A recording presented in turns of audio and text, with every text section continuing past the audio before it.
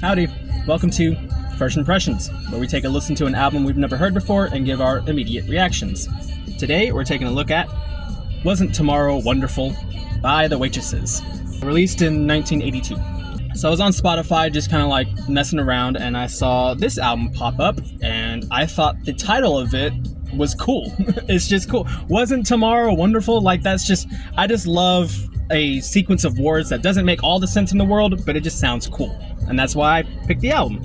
So this is like a retro 50s kind of sound. I don't want to say doo-wop. I really don't want to say doo-wop, but it is kind of like that 50s burger joint type of upbeat sound. So the opener is called No Guilt, and that's probably the song to start things off with. Obviously it's the opener, but if you had to listen to one song, because I think it represents the band better than the hit single that you probably know them for, which is I Know What Boys Like. A funny story about that, I was just on Spotify and at work I don't have the best signal, so I'll hit these hot spots where I'll just randomly get connection. And while I was on Spotify, the band's page, the Waitresses, it popped up and I was like, fuck it, I don't ever get this opportunity, so I'm gonna read a little bit about them while I'm listening to it. I think I was on the 4th or 5th track right before this song, and it said that they were a one-hit wonder. And I really wish I did not know about that before listening to the song, because that then changes my, like, how I'm listening to it. Because I know that it was a one-hit wonder and this was like the only song that grabbed the mainstream attention, I'm gonna listen to it a little differently. I'm gonna be like, okay, I see why people dug it so much.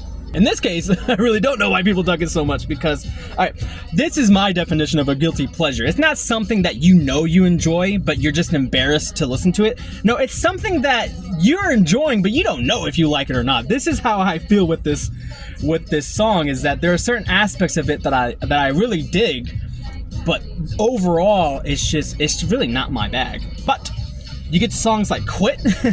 Quit is actually kind of fire. I like that shit. There's also a part in the middle where it's like, I think it's like either the pre-chorus or the chorus, where she says, I have a problem, and they're telling her to quit, and she's like, no, I don't think I'm gonna do that. But that type of personality is all throughout the record. There are times where the lead singer or somebody will just start talking. They'll just start talking in the middle of the song. And, I'm feeling it most times. Other times I'm just kind of like, hey, can you play the song, please? No, I'm kidding. It's all very upbeat. There's a very happy feel to this album. Very rarely does it get intense. The only time it really gets intense is with the second to last song, Go On. Especially considering what else the album is, that's really intense. There's this song called Heat Night, and I zoned out. Like, it was halfway done before I even realized I was listening to it, and I felt so bad. It really isn't a bad song, especially because of the ending. The ending is fucking crazy.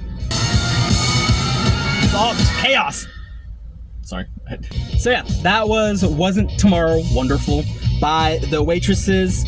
There was some stuff that really caught my attention that I'm gonna go back to and really jam out, but for the most part, I heard it. It's cool. Probably not gonna listen to it again.